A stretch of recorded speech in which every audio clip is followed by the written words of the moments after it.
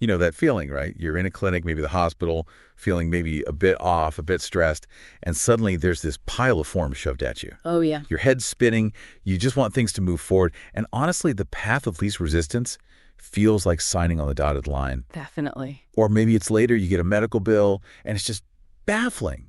Codes, numbers, it feels like a different language. Yeah. It's so easy to feel overwhelmed. Incredibly easy. And sometimes, well, not quite getting what you're signing or what's on that bill, it can cause some serious problems later on. It's a really common situation. Healthcare systems, they're just inherently complicated, aren't they? And then you add the personal stress of whatever health issue you're dealing with. Wading through all that admin feels, well, almost impossible sometimes. Exactly. And that feeling, that sense of being lost in the healthcare maze, that's actually our starting point for this deep dive today. We're working from a whole set of sources that you shared with us. We're going to look at a few different levels here from the really big picture, like global and national groups, setting quality standards, Right, the system level. down to the very practical stuff, like what you, as a patient or a caregiver, can actually do day to day, especially when it comes to signing things and checking bills. And our mission here is really to try and cut through some of that complexity. We want to unpack what these sources are telling us, highlight the key takeaways, and connect the dots, Yeah. between that big picture push for quality and safety Yeah. and your actual experience on the ground. Hopefully give you some actionable knowledge so you can navigate things a bit more confidently, maybe a bit more vigilantly. So yeah, we've got info on international bodies like the Joint Commission International, JCI, national ones too, like NEBH in India. Right. We'll touch on consultancies that kind of help hospitals meet those standards.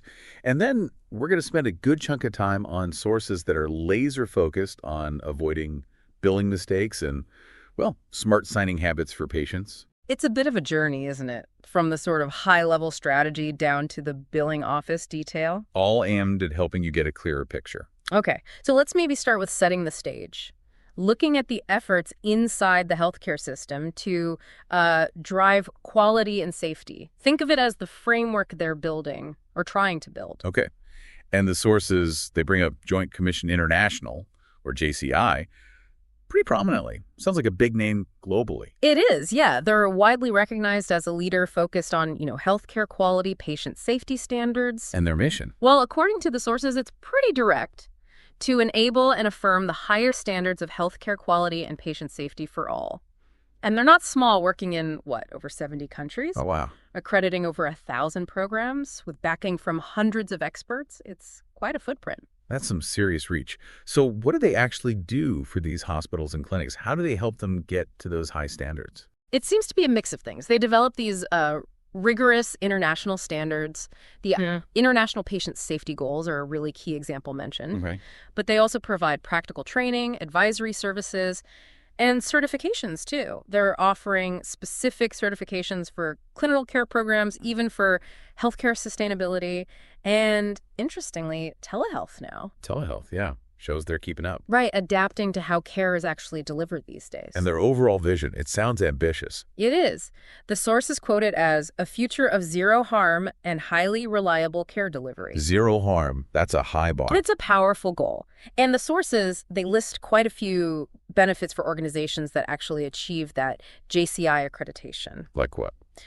Well, it's seen as giving them a competitive edge, for one. It can boost community confidence, helps them manage and reduce risks better, organizes their patient safety efforts, Makes sense. creates a stronger safety culture overall. And this was interesting from the testimonials. Some places apparently found it was one of the best team-building exercises they'd done. Huh.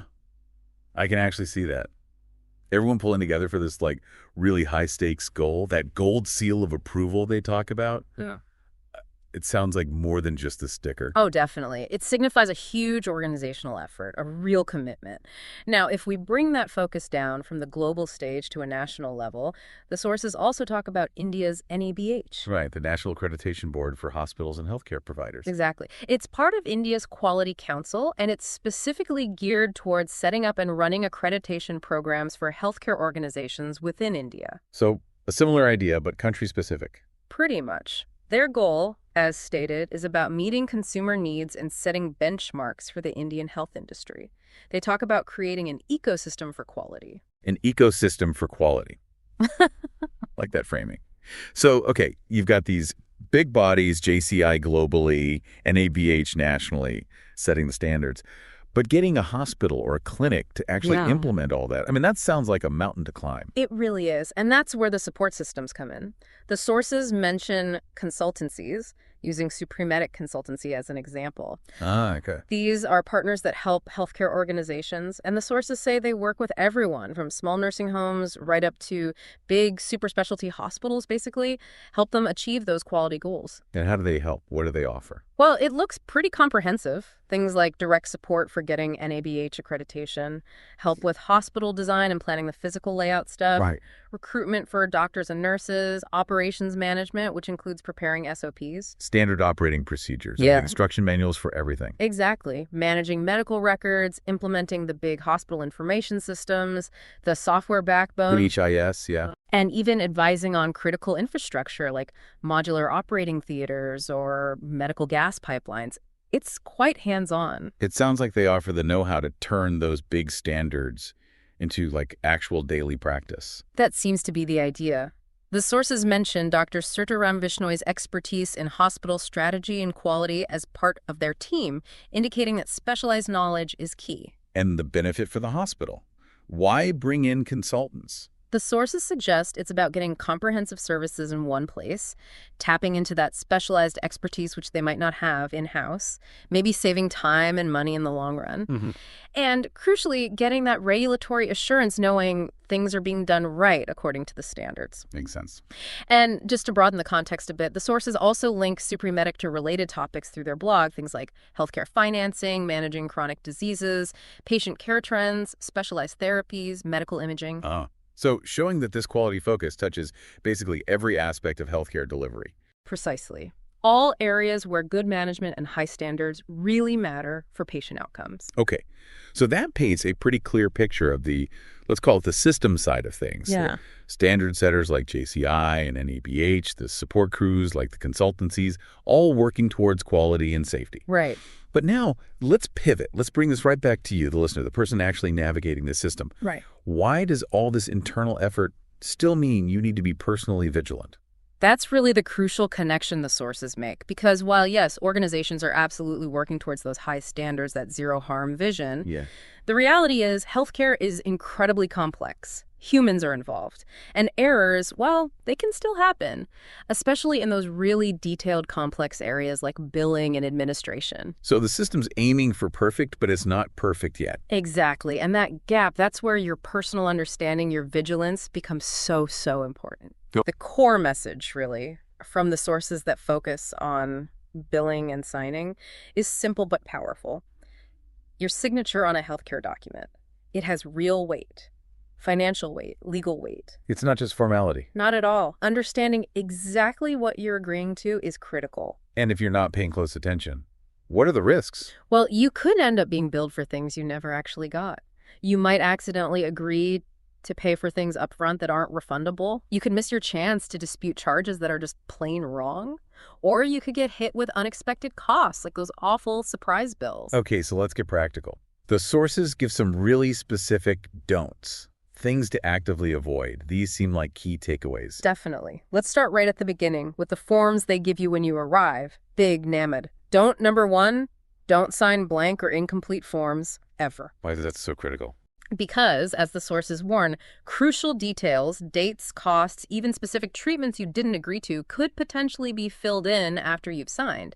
You need to insist that everything relevant is filled out before your pen touches the paper. That seems obvious, but I can see how in a rush. Yeah. Okay, what about tricky wording in the forms? Yeah, another important don't. Don't just blindly agree to those broad, responsible party clauses. You know, the ones where you basically agree to pay anything your insurance doesn't? Uh-huh. The sources suggest you should push back a bit, or at least try to modify it. Maybe ask to add a little note, something like, only if services are pre-authorized by my insurer and deemed medically necessary. Adding a condition. Smart. What about doctors or hospitals that aren't in your insurance network? That's a huge potential pitfall. So another don't agree to balance billing or surprise bills from out-of-network providers, especially if you didn't actively choose them, like in an emergency. In the U.S., the No Surprises Act helps with this, but the sources also suggest physically writing on the form something like, I only consent to in-network services per my insurance plan. Document your intent. Okay. And those forms where you assign your benefits to the hospital. Be careful there. Don't sign a really broad assignment of benefits form without checking if it might also waive your right to argue about the charges later. Understand what you might be giving up. And we've all heard it, right? Someone says, oh, don't worry, insurance will cover that. Classic example. The sources are crystal clear. Don't rely on verbal promises about coverage or cost. If it matters, get it in writing. Verbal assurances are just too hard to prove later if there's a dispute. Definitely. And before treatment even starts, the cost is a big question mark. Absolutely. So don't sign financial agreements without getting a cost estimate first. Ask for it. In the U.S., there's the good faith estimate law for uninsured or cash-paying patients. Right. If you are insured, always ask for pre-authorization from your insurance. Understand what they've agreed to cover beforehand. What about bringing family? Sometimes they ask a spouse or parent to sign too. That's a specific don't flagged in the sources. Don't let relatives sign as a guarantor just because they're there, unless they actually have legal responsibility, like a power of attorney. Don't let them take on financial liability unnecessarily. Okay.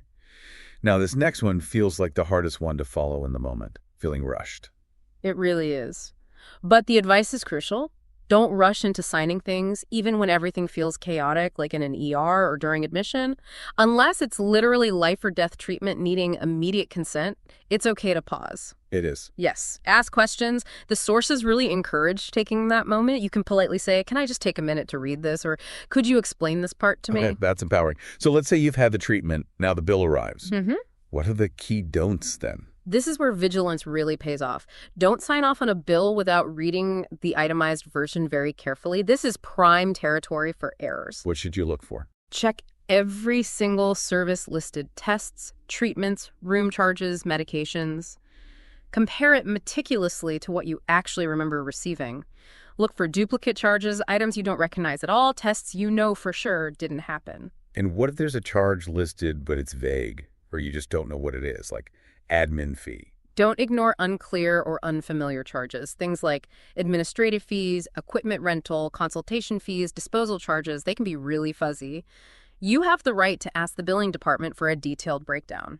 Know exactly what you're paying for. What if the bill itself seems incomplete, like missing dates or details? Don't sign a bill if key information is missing. Insist that the date of service, your patient info, and all the itemized charges are present and correct before you sign anything. Ask them to complete it. Comparing it back to any estimate you got earlier seems important too. Absolutely crucial. Don't sign without comparing the final bill to any estimate you received. If there are significant differences or unexpected charges popped up, make them explain why. Any other sneaky charges to watch for? Yeah, don't overlook potential hidden fees. Sometimes things like room service charges or other non-medical extras can creep in.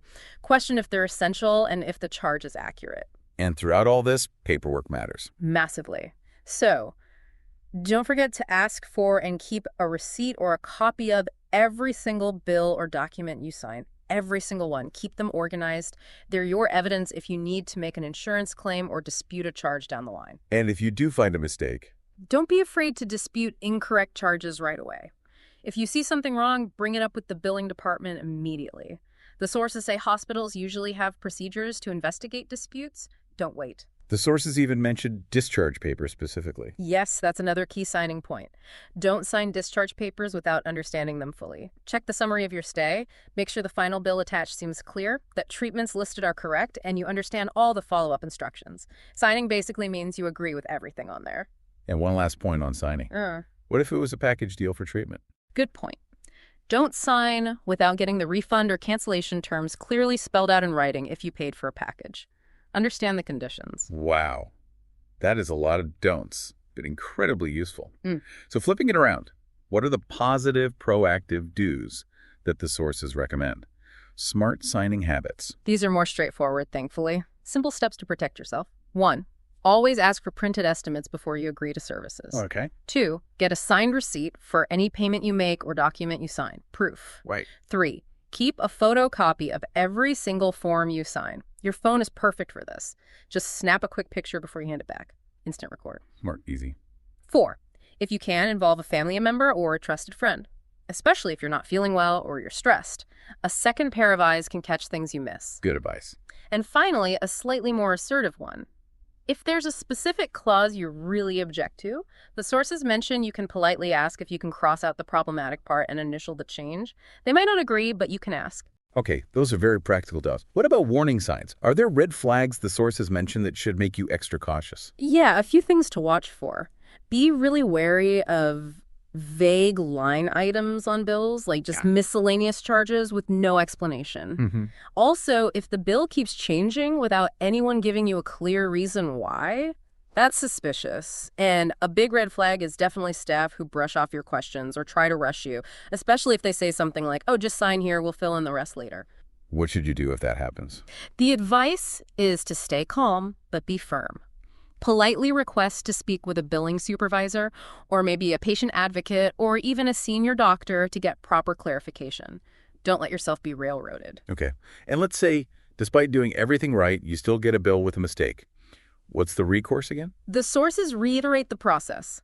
Dispute the charge and do it in writing. Send your written dispute to both the provider, the hospital or clinic, and to your insurance company. Yes, keep both informed. And if it's one of those surprise out-of-network bills for emergency care in the U.S., specifically mention the No Surprises Act in your letter.